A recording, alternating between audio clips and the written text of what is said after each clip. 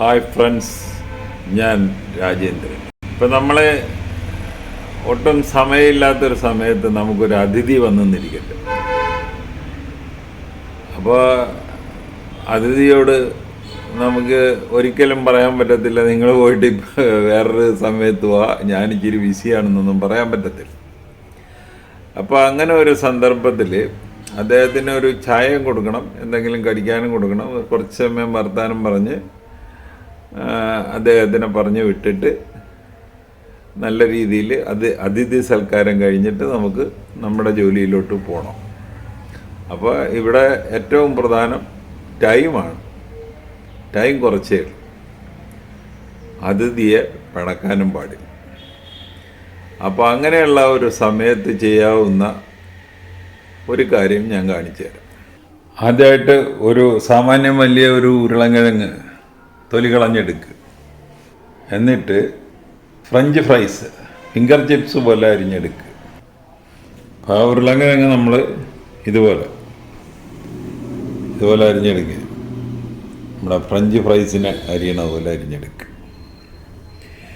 ഇനി ഇതിലേക്ക് ആവശ്യത്തിന് കുരുമുളക് പൊടിയും ആവശ്യത്തിന് ഉപ്പും ഇടുക. കുറച്ച് കുരുമുളക് പൊടി, കുറച്ച് ഉപ്പ്, അതൊന്നും കൂടുതൽ കഴിപ്പോകരുത്, കുറച്ച്.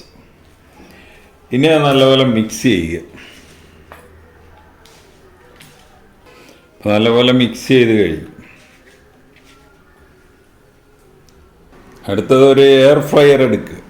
എയർ ഫ്രയർ, അതിലോട്ട് ഇതിടുക. എയർ ഫ്രയറിൻ്റെ അകത്തോട്ട് ഇതിട്ടിരിക്കുക. ഇനി അത് അതിൻ്റെ അകത്തോട്ട് വെക്കുക. എയർ ഫ്രയറിൻ്റെ ആ തട്ട് എൻ്റെ അകത്തോട്ട് വെക്കുക.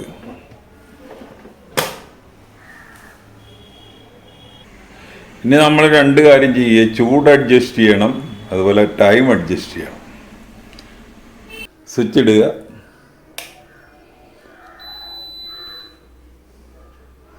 അപ്പം ഇനി നമുക്ക് ഇതിൽ ചൂട് ഒരു 150 ഇട്ടിരിക്കുക. അതുപോലെ ടൈം ഒരു 10 മിനിറ്റ് കിടക്കട്ടെ.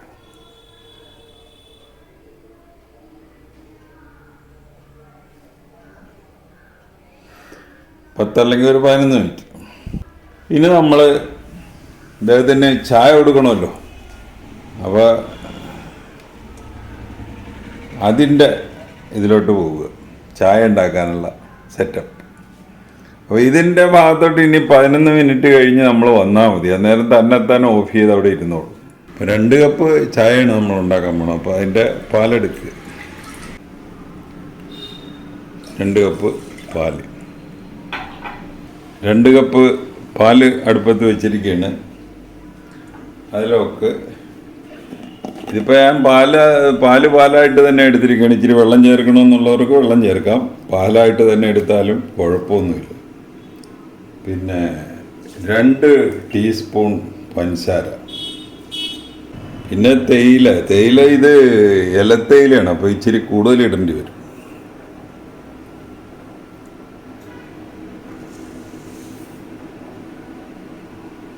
അപ്പോൾ ഇത്രയും കഴിഞ്ഞിട്ട് ഇത് സിമ്മിലിടുക. സിമ്മിലിട്ടിട്ട് നമ്മൾ ആ അതിഥിയോട് കുറച്ച് നേരം സംസാരിക്കുക. അപ്പോൾ 10 മിനിറ്റ് കഴിയുമ്പോഴും മറ്റേ ഫ്രഞ്ച് ഫ്രൈസ് റെഡിയാകും, ഈ ചായ റെഡിയായിട്ടിരിക്കും.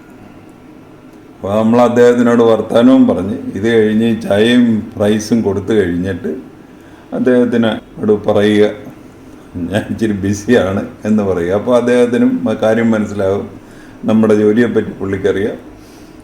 അപ്പോൾ അദ്ദേഹത്തിന് യാതൊരു വെറുപ്പും ഇല്ലാതെ നമുക്ക് അദ്ദേഹത്തെ പറഞ്ഞു വിടാൻ പറ്റും.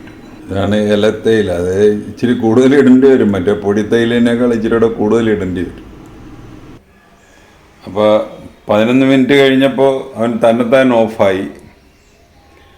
അപ്പോൾ ഇപ്പോൾ നമ്മൾ ആദ്യം ചായ എടുക്കുക, അത് കഴിഞ്ഞ് ഇത് പ്ലേറ്റിലോട്ടിടുക.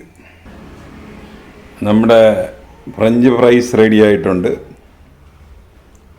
ഒരു പ്ലേറ്റിലോട്ട് മാറ്റുക. അപ്പോൾ നല്ല കടുപ്പത്തിലുള്ള 2 ചായ റെഡിയായി. അതുപോലെ നമ്മുടെ ഫ്രഞ്ച് ഫ്രൈസും റെഡി ഐസ്. അപ്പോൾ ഇതിനുള്ള ഒരു പ്ലസ് പോയിൻ്റ് ഇതൊന്നുമല്ല, ഇതിൽ നമ്മൾ എണ്ണ തൊട്ടിട്ടില്ലെന്നുള്ളതാണ്. അപ്പോൾ ഇത് ഹൈപ്പർ ടെൻസീവ് ആയിട്ടുള്ള പേഷ്യൻസിന്, അതുപോലെ തന്നെ കൊളസ്ട്രോൾ ഉള്ളവർക്ക്, ഡയബറ്റിക് പേഷ്യൻസിനൊക്കെ കൊടുക്കാൻ വളരെ നല്ല ഒരു പലഹാരമാണ്. അപ്പോൾ ഈ എയർ ഫ്രയർ ഉപയോഗിച്ച് ഉണ്ടാക്കാവുന്ന അനേകം പലഹാരങ്ങളിൽ ഒരെണ്ണമാണ് ഇപ്പോൾ ഞാൻ ഉണ്ടാക്കി കാണിച്ചിരിക്കുന്നത്. ഇനി അടുത്തത് നമുക്ക് വീണ്ടും ഉണ്ടാക്കാം. അപ്പോൾ ഇത് ഈ റെസിപ്പി അനുസരിച്ചൊന്ന് ഉണ്ടാക്കി നോക്കുക. ഉണ്ടാക്കി നോക്കിയിട്ട് ഇഷ്ടപ്പെട്ടുവെങ്കിലും ഞങ്ങളുടെ ചാനൽ സബ്സ്ക്രൈബ് ചെയ്യുക. വേറൊരു വീഡിയോ ആയിട്ട് നമുക്ക് വീണ്ടും കാണാം. Thank you.